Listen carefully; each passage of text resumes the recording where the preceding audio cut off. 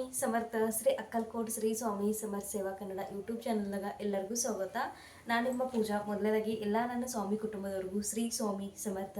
ಇವತ್ತ ನಿಮ್ಮ ದಿನ ಮಹಾರಾಜ ನಿಮ್ಮೆಲ್ಲ ಒಳ್ಳೆ ಇಚ್ಛೆಗಳನ್ನ ಆದಷ್ಟು ಜಲ್ದಿ ಪೂರ್ಣ ಮಾಡಲಿ. ನಿಮ್ಮ ಕಡೆಯಿಂದ ಹೆಚ್ಚಿನ ಪ್ರಮಾಣದಾಗ ಸೇವೆ ಮಾಡಿಸ್ಕೊಳತ್ತೆ ಮಹಾರಾಜ ಚರಣಕ್ಕೆ ಪ್ರಾರ್ಥನೆ ಮಾಡುತ್ತಾ ಇವತ್ತಿನ ಒಂದು ಹೊಸ ವಿಡಿಯೋನ ಆರಂಭ ಮಾಡ್ಕೊಂಡು ಇವತ್ತ ಸ್ವಾಮಿ ಸೇವೆ ಬಗ್ಗೆ ಕೆಲವೊಂದು ಜನ ಕಮೆಂಟ್ ಹಾಕಿರಿ, ಕೆಲವೊಂದು ಜನ ಪ್ರಶ್ನೆಗಳನ್ನ ಕೇಳಿರಿ, ಕೆಲವೊಂದು ಜನ ನಿಮ್ಗೆ ಏನು ಸೇವೆ ಮಾಡಿದಾಗಿಂದ ಏನೇನು ಅನುಭೂತಿ ಆಗಿತ್ತು ಅನ್ನೋದು ನಾ ಯಾವಾಗ ಹಳಿ ವಿಡಿಯೋಗಳು ಭಾಳ ಮಂದಿ ಕಮೆಂಟ್ ಹಾಕದ್ರಿ. ಹಾಗಾಗಿ ಇವತ್ತು ಅದನ್ನೆಲ್ಲ ಕ್ಲಿಯರ್ ಮಾಡ್ಬೇಕಂತೇಳಿ ಈ ವಿಡಿಯೋ ಮಾಡ್ಕೋದೇನು ನೋಡಿರಿ. ಸ್ವಾಮಿ ಸೇವೆ ಮಾಡಿದ ಕೂಡಲೇ ಮನ್ಯಾಗ ಕಿರಿಕಿರಿ ಆಗ್ತೈತೆ ಅಕ್ಕ. ಯಾವಾಗೂ ಕಿರಿಕಿರಿ ಮಾಡಿದ ಮಕ್ಕಳು ಅಳಕೆ ಹಿಡಿತಾರೋ, ಕಿರಿಕಿರಿ ಮಾಡ್ತಾರೋ, ಜಗಳ ಆಡ್ತಾರೋ, ಮನ್ಯಾಗ ಗಂಡ ಹೆಂಡತಿ ನಡುವೆ ಜಗಳ ಆಗ್ತೈತಿ, ಮನ್ಯಾಗ ಒಂದು ರೀತಿ ಅಶಾಂತಿ ವಾತಾವರಣ. ಮತ್ತು ಸೇವೆ ಸ್ಟಾರ್ಟಿಂಗ್ ಮಾಡಿದ ಕೂಡಲೇ ಕಷ್ಟಗಳು ಇನ್ನಷ್ಟು ಜಾಸ್ತಿ ಆಗ್ತಾವು. ಇದೆಲ್ಲ ನಾನು ಸ್ವಾಮಿ ಸೇವೆದಿಂದ ಈ ಸೇವೆ ಆರಂಭ ಮಾಡಿದ ಕೂಡಲೇ ನಂಗೆ ಹೀಗೆ ಆಯಿತು ಅನ್ನೋ ಒಂದು ಸಹಜವಾಗಿ ಎಲ್ಲರಲ್ಲೇ ಇದು ಪ್ರಶ್ನೆ ಮೂಡ್ತೈತಿ, ಪ್ರಶ್ನೆ ಬರ್ತೈತಿ. ಯಾಕಂದ್ರೆ ನೋಡ್ರಿ, ಸ್ವಾಮಿ ಸೇವೆ ಅನ್ನೋದು ಒಂದು ದಿವ್ಯ ಶಕ್ತಿ. ಆ ಶಕ್ತಿ ನಮ್ಮ ಜೊತೆ ಐತಂದ್ರೆ ಮೊದಲನೇದಾಗಿ ನಾವು ಇರುವಂಥ ಸ್ಥಳ, ಮಹಾರಾಜರಿರುವಂಥ ಸ್ಥಳ, ಅಲ್ಲಿ ಆ ನೆಗೆಟಿವಿಟಿಯನ್ನು ಮಹಾರಾಜರು ದೂರ ಮಾಡ್ತಿರ್ತಾರೆ. ಮತ್ತು ನಮ್ಮ ಜೀವನದಾಗ ಏನು ಬೇಕು ಏನು ಬೇಡ ಅನ್ನೋದ ಮಹಾರಾಜರನ್ನ ಯೋಚನೆ ಮಾಡ್ತಿರ್ತಾರೆ. ನಾವು ಹೇಳ್ತಿರ್ತೇವೆ, ನಾವು 1000 ಬೇಡ್ತಿರ್ತೇವೆ, ನಮ್ಮ 108 ಆಸೆಗಳು ಇರ್ತವೆ ಮಹಾರಾಜರ ಜೊತೆ. ನಾವು ಅದನ್ನು ಪ್ರತಿ ಸಲ ಹೋದಾಗ ನಮ್ಮ ಮಹಾರಾಜರು ಹೇಳ್ತೇವೆ. ಆದ್ರೆ ಮಹಾರಾಜರಿಗೆ ಗೊತ್ತಿರ್ತೈತಿ ನಮ್ಗೆ ಏನು ಕೊಡಬೇಕು, ಯಾವಾಗ ಕೊಡಬೇಕು, ಯಾವಾಗ ಮಹಾರಾಜರ ಆ ಟೈಮ್ ಬಂದಾಗ ನಮಗೆ ಆ ಪ್ರಚಿತಿಯನ್ನು ಕೊಡ್ತಾರೆ. ಅಷ್ಟು ವಿಶ್ವಾಸ ನಮ್ಗೆ ಮೊದಲೇದಾಗಿರ್ಬೇಕು. ಇನ್ನು ಸೇವೆ ಮಾಡುವಾಗ ನಮಗೆ ಅಕ್ಕ ನಾ ಸೇವೆ ಮಾಡೋಕ್ಕಿಂತ ಮುಂಚೆ ನಮ್ಮ ಮನ್ಯಾಗೆಲ್ಲ ಚಲೋ ಇತ್ತು. ಸೇವೆ ಮಾಡಿದ ಕೂಡಲೇ ಮನ್ಯಾಗ ಕಿರಿಕಿರಿ, ಸೇವೆ ಸ್ಟಾರ್ಟ್ ಆದ ಕೂಡಲೇ ಮನ್ಯಾಗ ಜಗಳ, ಈ ರೀತಿ ನೋಡ್ರಿ ಮನ್ಯಾಗ ನೆಗೆಟಿವಿಟಿ ಅನ್ನೋದು ಇರ್ತೈತಿ. ಪ್ರತಿಯೊಂದು ಮನ್ಯಾಗ ಪ್ರತಿಯೊಬ್ಬರು ನಮ್ಮ ಮನೆಗೆ ಬರುವ ಪ್ರತಿಯೊಬ್ಬರು ವ್ಯಕ್ತಿ ಆಗಲಿ, ನಮ್ಮ ಸುತ್ತಮುತ್ತ ಇರುವ ಪ್ರತಿಯೊಬ್ಬರು ವ್ಯಕ್ತಿ ನಮ್ಗೆ ಒಳ್ಳೇದನ್ನ ಬಯಸ್ತಾ ಇರುತ್ತೆ. ಹೆಂಗೆ ನಂಬ್ತೀರಿ ನೀವೆಲ್ಲರೂ? ನಾವು ಈಗ ನಾವು ಕರ್ಮ ರಿಟರ್ನ್ ಎಲ್ಲರೂ ಅಂತಿರ್ತೇವೆ. ನಾವು ಏನು ಮಾಡ್ತೇವೆ ಅದು ನಮಗೆ ರಿಟರ್ನ್ ಬರ್ತಿರ್ತೈತೆ, ನಾವು ಎಲ್ಲರೂ ಹೇಳ್ತಿರ್ತೇವೆ.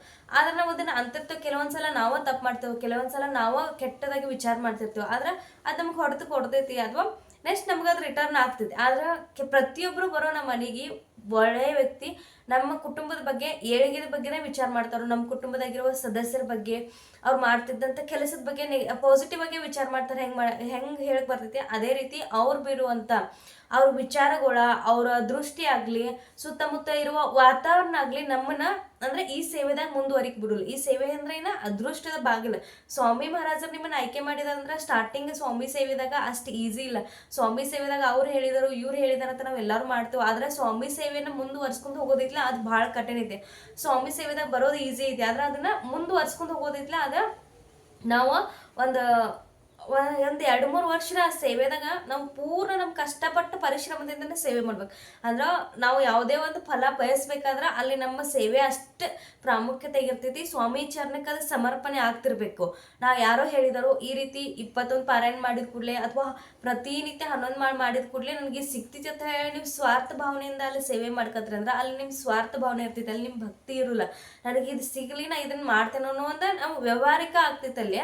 ಆದ್ರೆ ಸ್ವಾಮಿ ಮಹಾರಾಜರಂದ್ರೆ ಏನ ಒಂದು ನಮ್ಗೆ ಗುರುವಾಗಿ ಕೂತಿರ್ತಾರ. ಅವ್ರು ಪ್ರತಿ ಸಲ ನಮ್ಗೆ ತಪ್ಪು ಮಾಡಿದಾಗ ಪ್ರತಿ ಸಲ ನಮ್ಗೆ ಅವ್ರ ಒಂದೊಂದು ಅವಕಾಶಗಳನ್ನ ಕೊಟ್ಟಿರ್ತಾರ. ಆ ಅವಕಾಶಗಳನ್ನ ನಾವು ತಿಳ್ಕೊಂಡು ಮುಂದೆ ನಡಿಬೇಕು. ಆ ಅವಕಾಶಗಳು ಮಹಾರಾಜರು ಯಾಕೆ ಕೊಟ್ಟಿದರು? ಈಗ ನನಗೆ ಬೇಕಾದ ನನಗೆ ಮಹಾರಾಜರು ಕೊಟ್ಟಿಲ್ಲ ಅಂದ್ರೆ ಮುಂದೆ ನಮ್ಮ ಜೀವನದಾಗ ಅದಕ್ಕಿಂತ ಉತ್ತಮವಾದನ್ನ ಮಹಾರಾಜರು ನಮ್ಗೆ ನೀಡ್ತಿರ್ತಾರೆ. ಹಾಗಾಗಿ ಯಾವಾಗ ನಾವು ಈ ಕೆಟ್ಟ ಸಿಚುವೇಶನ್ ಟೈಮ್ ದಾಟಿ ಮುಂದೆ ಹೋಗಿರ್ತೇವೋ, ಮುಂದೆ ಹೋಗಿರ್ತೇವೆ ಅಂದ್ರೆ ಇದೆಲ್ಲ ಈಗೇನೋ ಒಂದು ಕೆಟ್ಟ ಘಟನೆ ಆಗಿತ್ತು, ಅದು ಆಗ್ಬಾರ್ದಾಗಿತ್ತು, ಅದ್ರ ನಡೆದಿರ್ತೈತೆ. ಆದ್ರೆ ಮುಂದೆ ಹೋಗಿ ಅದಕ್ಕಿಂತ ಚಲೋ ನಡೀತಿರ್ತೈತೆ. ಆ ಘಟನೆಯನ್ನು ನಾವು ಪೂರ್ಣ ಮರಿತೇವೆ. ಅವಾಗ ನಮ್ಗೆ ಮಹಾರಾಜರು ನೆನಪಾಗ್ತೈತಿ. ಮಹಾರಾಜರ ಅಂದ್ರೆ ಅಷ್ಟು ದೊಡ್ಡ ಇದ್ರಾಗಿಂದು ಮಹಾರಾಜರು ನಮ್ಗೆ ಹೊರತಗದ ಇವತ್ತು ನಮ್ಗೆ ಈ ಸ್ಥಿತಿಗೆ ನಾವು ಇದೇವಂದ್ರೆ ಅದು ಮಹಾರಾಜರ ಸೇವೆ ಆಗಿರ್ತೈತಿ.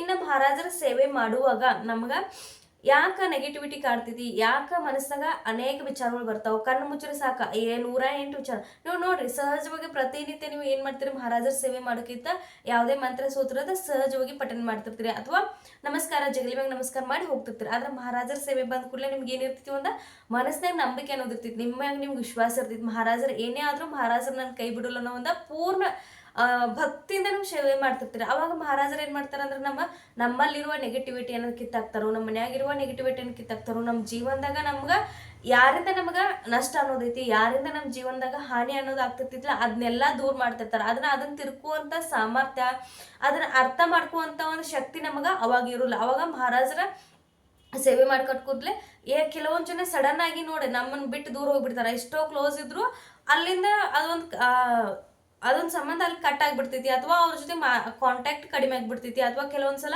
ನಾವು ಪ್ರತಿಯೊಬ್ಬರ ತನಕ ಶೇರ್ ಮಾಡ್ತಿರ್ತೇವೆ, ಅದು ಕೂಡ ಕ್ರಮೇಣವಾಗಿ ಕಡಿಮೆ ಆಗ್ತೈತಿ.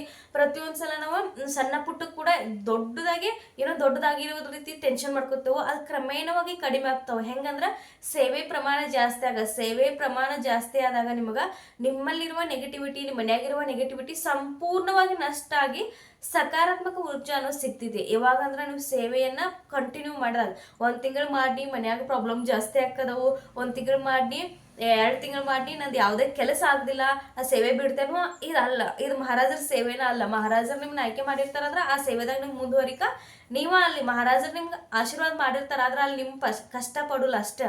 ಆ ನಂತರ ಇನ್ನ ಮಹಾರಾಜರ ಸೇವೆ ನೀವು ಯಾವಾಗ ನಿಮ್ಗೆ ಎಷ್ಟೇ ನೋಡ್ರಿ, ನನಗೂ ಮೊದಲು ಸ್ಟಾರ್ಟಿಂಗ್ 2-3 ವರ್ಷ ಮಹಾರಾಜರ ಮ್ಯಾಗ ಒಂದೊಂದ್ಸಲ ಅನಿಸುತ್ತೆ ಇಷ್ಟೆಲ್ಲ ಸೇವೆ ಮಾಡ್ತಾರೆ, ಆದ್ರೂ ಮಹಾರಾಜರು ಇನ್ನೂ ಎಷ್ಟು ಪರೀಕ್ಷೆ ತಗೋದ್ರೆ ಹಿಂಗೆ ಅನಿಸುತ್ತೆ. ಆದ್ರೆ ಮಹಾರಾಜರ ಪರೀಕ್ಷೆ ತಗೋಕ್ ನಿಂತಾರಂದ್ರೆ ಆ ಪರೀಕ್ಷೆದಾಗ ಎದುರಿಸುವಂತ ಸಾಮರ್ಥ್ಯ ನಮ್ಗೆ ನೀಡ್ತಿರ್ತಾರೆ. ಪ್ರತಿ ಸಲ ನಾವು ಯಾವಾಗ ಒಬ್ಬರೇ ಇದ್ದೇವು, ಏನೋ ಸಮಸ್ಯೆ ಬರ್ತದೆ ಅನ್ನೋಕ್ಕಿಂತ ಮುಂಚೆನೆ ಮಹಾರಾಜರ ನಮಗೆ ಸೇವೆಯನ್ನು ಜಾಸ್ತಿ ಮಾಡ್ಕೊತಿರ್ತಾರೋ. ಈಗ ನೋಡ್ರಿ, ಒಂದು ಹೆಲ್ತ್ ಇಶ್ಯೂ ಅಂದ್ರೆ ಅದ್ರ ರಿಲೇಟೆಡ್ ಏನೋ ನಮ್ಗೆ ವಿಡಿಯೋ ಆಗಲಿ ಅದ್ರ ಮಾಹಿತಿ ಸಿಗ್ತೈತಿ ನೆಕ್ಸ್ಟ್ ನಮ್ಗೆ ಆದಾಗ ನಮ್ಗೆ ಆ ಮಾಹಿತಿ ನಮ್ಗೆ ಉಪಯೋಗ ಆಗ್ತೈತಿ. ಮಹಾರಾಜರು ಪ್ರತಿಯೊಂದು ಕ್ಷಣಕ್ಕೆ ಪ್ರತಿಯೊಂದು ಹೆಜ್ಜೆಗೆ ನಮ್ಮ ಜೊತೆ ಇರ್ತಾರೆ. ನಾವು ಅವ್ರ ಸೇವೆಯನ್ನು ಮಾಡ್ಬೇಕಷ್ಟ. ಯಾವುದೇ ಒಂದು ಸ್ವಾರ್ಥ ಭಾವನೆ ಇಟ್ಕೊಂಡ, ಯಾವುದೇ ಒಂದು ಯಾರು ಹೇಳು ನಾ 21 ಪಾರಾಯಣ ಮಾಡಿ ನಂದು ಈ ಕೆಲಸ ಆಯ್ತು, ನೀನು ಇದೇ ರೀತಿ ಮಾಡಬೇಡ್ರಿ. ನೀವು ಮಹಾರಾಜರಿಗೆ ಸಂಪೂರ್ಣ ಪ್ರಾರ್ಥನೆ, ಮಹಾರಾಜರ ನನಗೆ ಗುರ್ತಿದ್ದಂಥ ಸೇವೆಯನ್ನು ನಾ ಮಾಡ್ಕದೇನೆ, ನನ್ನ ಮನಸ್ಸಾಗ, ನಮ್ಮ ಮನ್ಯಾಗ, ನನ್ನ ಸುತ್ತಮುತ್ತ ಇರುವ, ನನ್ನ ಜೀವನದಾಗ ಇರುವ ಎಲ್ಲ ನೆಗೆಟಿವಿಟಿಯನ್ನು ದೂರ ಮಾಡಿ ನೀವು ನನ್ನ ಜೀವನವನ್ನ ಸುಖಕರವಾಗಿ ಮಾಡಿ, ನನ್ನ ಜೀವನವನ್ನ ನೀವು ನಡೆಸ್ರಿ, ನನಗೆ ಮಾರ್ಗದರ್ಶನ ಮಾಡ್ರಿ ಅಂತ ಹೇಳಿ ನೀವು ಯಾವಾಗ ಮಹಾರಾಜರು ಸಂಪೂರ್ಣ ಅವ್ರ ಪಾದಕ್ಕೆ ಶರಣ ಹೋಗ್ತಿರ್ಲ, ಅವಾಗ ಮಹಾರಾಜರು ನಿಮ್ಗೆ ಮಾರ್ಗದರ್ಶನ ಮಾಡ್ತಾರೆ. ನೋಡ್ರಿ, ನಾವು ಪ್ರತಿನಿತ್ಯ ಎಷ್ಟೋ 108 ವಿಚಾರ ಮಾಡ್ತಿರ್ತೇವೆ ತಲ್ಯಾಗ. ಯಾವುದೇ ಒಂದು ಅಡಿಗೆ ಮಾಡುವಾಗಲಿ, ಕೆಲಸ ಮಾಡುವಾಗಲಿ, ಮಕ್ಕಳ ಅಭ್ಯಾಸ ತಗೋವಾಗೂ ನಮ್ಮ ಲಕ್ಷ್ಯ ಒಂದೊಂದು ಕಡೆ ಅಲ್ಲಿ ಇರೋಲ್ಲ. ಏನೋ ಒಂದು ಅವ್ರ ಜೊತೆ ಮಾತಾಡ್ತಿರ್ತೇವೆ ಆದ್ರೆ ತಲ್ಯಾಗ ಬೇರೆ ವಿಚಾರ. ಇದೆಲ್ಲ ಯಾಕೆ ಆಗ್ತಿರ್ತೈತಿ ಅಂದ್ರೆ ನಮ್ಮ ಮನಸ್ಸ ಸ್ಥಿರವಾಗಿರೋಲ್ಲ. ನಾವು ಒಂದ ಕಡೆ ಲಕ್ಷ್ಯ ಕೇಂದ್ರೀಕರಣ ಮಾಡ್ಕೋಬೇಕು. ಯಾವಾಗ ನಾವು ನಾಮಸ್ಮರಣೆಯನ್ನು ಮಾಡ್ತೀವಿಲ್ಲ, ಆ ನಾಮಸ್ಮರಣೆ ಮನಿ ಹೆಂಗೆ ಎಳಿತೀವಿಲ್ಲ, ಅದರಿಂದ ನಮ್ಗೆ ನಮ್ಮ ಲಕ್ಷ್ಯ ಕೇಂದ್ರೀಕರಣ ಆಗ್ತೈತಿ, ನಮ್ಮ ಮನಸ್ಸು ಶಾಂತ ಆಗ್ತೈತಿ. ಮನಸ್ಸಾಗ ಅಂದ್ರೆ ನಮ್ಮ ವಿಚಾರಗಳದಾಗ ನಡೀತಿರ್ತಿಲ್ಲ ಯುದ್ಧ, ಆ ಯುದ್ಧ ಕೂಡ ಅಲ್ಲೇ ಎಂಡ್ ಆಗ್ತೈತಿ. ನಾವು ಬೇಡದಿರುವ ಎಲ್ಲಾ ವಿಚಾರ ನಾವು ಆದಷ್ಟು ಪಾಸಿಟಿವ್ ಆಗಿ ವಿಚಾರ ಮಾಡಿದ್ವಿ ಅಂದ್ರೆ ಪಾಸಿಟಿವ್ ಆಗ್ತಿರ್ತೈತಿ. ನಾವ್ ಏನ್ ವಿಚಾರ ಮಾಡ್ತಿಲ್ಲ ಅದ್ ನಡೀತಿರ್ತೈತಿ ಅಂತಾರೆ. ಹಾಗಾಗಿ ನಾವು ಮಹಾರಾಜರ ಬಗ್ಗೆ ಆದಷ್ಟು ಸಕಾರಾತ್ಮಕ, ಮಹಾರಾಜರು ನಿಮ್ಗೆ ಎಷ್ಟು ಪರೀಕ್ಷೆ ತಗೋರಿ, ನಾನಂತೂ ನಿಮ್ ಸೇವೆ ಬಿಡುಲತ್ತ, ನೀವು ಒಂದು ದೃಢ ಸಂಕಲ್ಪ ಮಾಡಿ ಸೇವೆ ಮಾಡ್ರಿ. 1 ವರ್ಷ ಯಾವುದೇ ರೀತಿ ನಿಸ್ವಾರ್ಥ ಭಾವನೆಯಿಂದ ನಂಗೆ ಮಹಾರಾಜರು ಏನು ಬೇಡ, ನೀವು ಏನ್ ನಂಗೆ ಸೇವೆ ಮಾಡಕ್ಕೆ ಅವಕಾಶ ಕೊಟ್ಟಿದಿರಲ್ಲ, ಇದಕ್ಕೆ ನಾ ಸೇವೆ ಮಾಡ್ದೇನೆ ಅಂತೇಳಿ ಮಹಾರಾಜರು ಸೇವೆ ಮಾಡ್ತಾ ಹೋಗ್ರಿ. ನೋಡ್ರಿ, ನೀವು ನಿಮ್ಮ ಲೈಫ್ ಚೇಂಜ್ ಆಗ್ತೈತಿ. ನೀವ ಕಮೆಂಟ್ ಮಾಡಿ ಹಾಕ್ತೀರಿ ಮಹಾರಾಜರು ಯಾವ ರೀತಿ ಅವಕಾಶ ಕೊಟ್ರು, ಮಹಾರಾಜರು ಯಾವ ರೀತಿ ನಿಮ್ಗೆ ಜೀವನದಾಗ ಪ್ರಗತಿಯನ್ನು ಮಾಡ್ತಾರೋ. ಪ್ರಗತಿ ಅಂದ್ರೆ ಏನೇಳು, ನಮ್ಮ ಮಹಾರಾಜರ ಸೇವೆ ಮಾಡಿದ ಕೂಡಲೇ ನಮ್ಮ ಅಕೌಂಟ್ದಾಗ ಲಕ್ಷಗಟ್ಟಲೆ ಹಣ ಬಂದು ಬೀಳ್ತಾವು, ಅಥವಾ ಯಾರೋ ಬಂದು ನಮ್ಗೆ ಹೆಲ್ಪ್ ಮಾಡ್ತಾರೆ. ಹಂಗಿರಲ್ಲ ಮಹಾರಾಜರ ಸೇವೆ ಅಂದ್ರೆ. ನಮ್ಮ ಕರ್ಮಗಳದಾಗ ನಾವು ಅನುಭವಿಸ್ಬೇಕಾಗಿಂತ ಭೋಗಗಳು ಏನಿರ್ತಾವಲ್ಲ, ಈಗ ನೋಡ್ರಿ ಸಣ್ಣದಾಗಿ ಹೇಳ್ತಾರೆ, ಈಗ ನಾವು ಒಂದು ಸ್ಕೂಟಿ ಹೊಡಿತಿರ್ತೀವಿ, ನನಗೆ ಹೋಗಿ ಈಗ ನೆಕ್ಸ್ಟ್ ಜೋರಾಗಿ ಬೀಳೋದೈತಿ, ಆದ್ರೆ ಮಹಾರಾಜರ ಸೇವೆದಿಂದ ಆ ಸ್ಕೂಟಿ ಏನೈತಿ ಜಸ್ಟ್ ಸ್ಕಿಡ್ ಆಗಿ ನಂಗೆ ಒಂದು ಸ್ವಲ್ಪ ಪೆಟ್ಟಾಗ್ತೈತಿ ಇಷ್ಟ. ನಾ ಜೋರ್ಲೆ ಬಿದ್ದಂದ್ರೆ ಎಷ್ಟು ಪೆಟ್ಟಾಗ್ಬೋದು, ಅದು ಸ್ವಲ್ಪ ಬಿದ್ದರೆ ಎಷ್ಟು ಪೆಟ್ಟಾಗ್ಬೋದು, ಈ ರೀತಿ ಸೇವೆಯ ಭೋಗಗಳು ಇರ್ತಾವೆ. ಅಂದ್ರೆ ಮಹಾರಾಜರ ಸೇವೆದಾಗ ಬಂದ ಕೂಡಲೇ ನಮ್ಮ ಭೋಗ, ನಮ್ಮ ಕರ್ಮ ಏನು ಅನುಭವಿಸ್ಬೇಕಾಗಿರ್ತಿಲ್ಲ ಅದೆಲ್ಲ ನಾವು ಅನುಭವಿಸ್ಬೇಕದ. ಆದ್ರೆ ಅದ್ರ ತೀವ್ರತೆ, ಅದರ ಪರಿಣಾಮ ಕಡಿಮೆ ಪ್ರಮಾಣದಲ್ಲಿ ಇರ್ತೈತಿ. ಆದ್ರೆ ನಾವು ಊಹಿಸಕ್ಕೂ ಆಗುಲ್ಲ, ಇದು ಆಗ್ತೈತಿ ಇದು ಆಗುಲ್ಲ ಅಂತ ಹೇಳಿಲ್ಲ. ಮಹಾರಾಜರ ಅಂದ್ರೆ ಪ್ರತಿಯೊಂದು ನಮ್ಗೆ ಕೊಡ್ತಿರ್ತಾರೆ, ಪ್ರತಿಯೊಂದು ನಮ್ಗೆ ಪರೀಕ್ಷೆ ಮಾಡ್ತಿರ್ತಾರೆ, ಪ್ರತಿಯೊಂದು ನಮ್ಗೆ ಬೇಕಾದದ ನಮಗೆ ಟೈಮ್ ಆದಾಗ ಖಂಡಿತವಾಗಿ ಅವ್ರು ಕೊಡ್ತಿರ್ತಾರೋ. ಹಾಗಾಗಿ ಜಗಳ ಇದೆಲ್ಲ ಆಕತೈತಿ ಅಂದ್ರೆ ನೀವು ಸೇವೆದಾಗ ಮುಂದುವರಿಕದ್ರ ತಿಳ್ಕೊರಿ. ಖುಷಿ ಅಂದ್ರೆ ನಿಮ್ಮಲ್ಲಿರುವ ನೆಗೆಟಿವಿಟಿ ದೂರ ಆಕತೈತಿ. ನಿಮ್ಮ ಮನ್ಯಾಗಿರುವಂತ ಏನೋ ಒಂದು ದೃಷ್ಟಿದೋಷ ಆಗಲಿ, ಮನ್ಯಾಗ 108 ವಿಚಾರ, ಪ್ರತಿಯೊಬ್ರು ಈಗ ಯಾವುದೇ ಒಂದು ಮನೆತನ ಮುಂದೆ ಹೊಂಟಿತಂದ್ರೆ ಅದನ್ನ ಕೆಡ್ಸರ ಭಾಳ ಜನ ಇರ್ತಾರೆ. ಆದ್ರೆ 108 ದಾರಿಗಳಿದಾವೆ, ಏನೋ ಮಾಡ್ತಿರ್ತಾರೆ, ಅನಾರೋಗ್ಯ ಮನ್ಯಾಗ ಏನೋ ಮಾಡಿ ಅವ್ರು ಹಿಂಜಾಗ್ಬೇಕಂತ ಮಾಡ್ತಿರ್ತಾರೆ. ಅಂತ ಟೈಮ್ದಾಗ ನೀವು ಇದು ಹಾಕದಿತ್ತಂದ್ರೆ ಆ ಟೈಮ್ದಾಗ ಇನ್ನಷ್ಟು ಸೇವೆನ ಜಾಸ್ತಿ ಮಾಡ್ರಿ ಅಂತ ಹೇಳ್ತೇನೆ. ಇಷ್ಟೇ ಹೇಳೋದು, ಇನ್ನಷ್ಟು ಸೇವೆಯನ್ನು ಜಾಸ್ತಿ ಮಾಡ್ರಿ.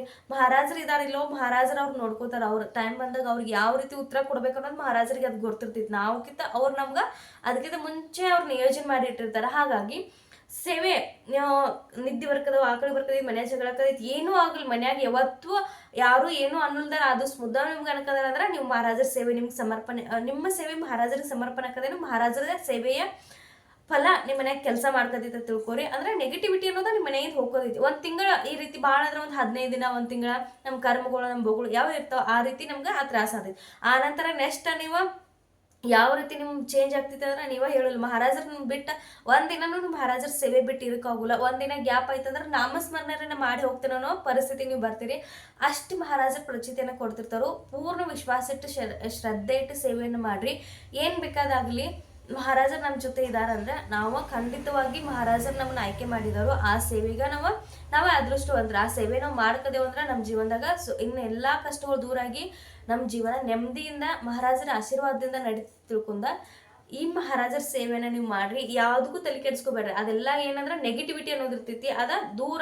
ಈಗ ಮಹಾರಾಜರು ಇಲ್ಲಿ ಬಂದು ಕೂತ್ರಂದ್ರೆ ಆ ನೆಗೆಟಿವಿಟಿಗೆ ಜಾಗ ಸಿಗುಲ್ಲ. ಅಲ್ಲಿ ನಮ್ಮ ಮನ್ಯಾಗ ಸಕಾರಾತ್ಮಕವಾಗಿ ಒಂದು ಊರ್ಜಾ ಐತಂದ್ರೆ ಅಲ್ಲಿ ನೆಗೆಟಿವಿಟಿ ಹೆಂಗೆ ಎಂಟ್ರಿ ಮಾಡ್ತೈತಿ. ಹಾಗಾಗಿ ಅದು ಹೊರಗೆ ಹೋಗೋಕ್ಕಾಗುಲಾಗನ ಅದು ನಿಮ್ಗೆ ಈ ಸೇವೆಯನ್ನು ಮಾಡಕ್ಕೆ ತಡಿತಿರ್ತೈತಿ. ಹಾಗಾಗಿ ಸೇವೆ ಮಾಡುವಾಗ ಏನೇ ತ್ರಾಸಾದ್ರೂ ಆ ಸೇವೆಯನ್ನ ಪೂರ್ಣ ಮಾಡ್ರಿ ಹೇಳ್ರಿ. ಸ್ಟಾರ್ಟಿಂಗ್ ಒಂದು ಸ್ವಲ್ಪ ಮೈ ಬರ ಆಗೋದಾಗ್ಲಿ, ತಲೆ ಒಜೋಗಲಿ, ನಿದ್ದೆ ಬರೋದಾಗ್ಲಿ, ಆಕಳಕ್ಕೆ ಬರೋದಾಗ್ಲಿ, ಸುಮ್ಕ ಅಳು ದುಃಖ ಎಲ್ಲ ಆಗ್ತಿರ್ತೈತಿ. ಮನುಷ್ಯ ಅಂದ್ರೆ 108 ಥರ ಆಗ್ತಿರ್ತೈತಿ. ಅದನ್ನೆಲ್ಲ ಬಿಟ್ಟು ಮಹಾರಾಜರಿಗೆ ಸಂಪೂರ್ಣ ಶರಣ ಹೋಗಿ ಸೇವೆಯನ್ನ ಮಾಡ್ರಿ.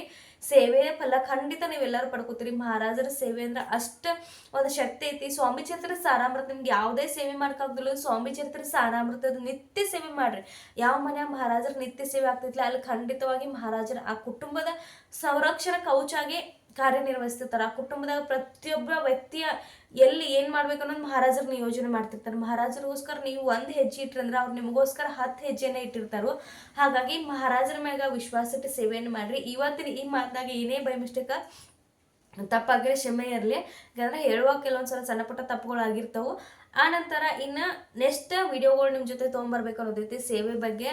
ಮತ್ತು ನಿಮ್ಮ ಸಪೋರ್ಟ್ ಇದೇ ರೀತಿ ಇರಲಿ. ನೀವು ಹೆಚ್ಚಿನ ಪ್ರಮಾಣದಾಗ ಸೇವೆನ ಪ್ರಸಾರ ಮಾಡಿರಿ, ಸೇವೆನ ಮಾಡಿ ಅನ್ಕೋತ ಇವತ್ತಿನ ಈ ವಿಡಿಯೋ ಇಲ್ಲಿಗೆ ಸ್ವಾಮಿ ಮಹಾರಾಜರ ಚಾನಲ್ಗೆ ಸಮರ್ಪಣೆ ಮಾಡ್ಕೊಂಡು ಶ್ರೀ ಸ್ವಾಮಿ ಸಮರ್ಥ.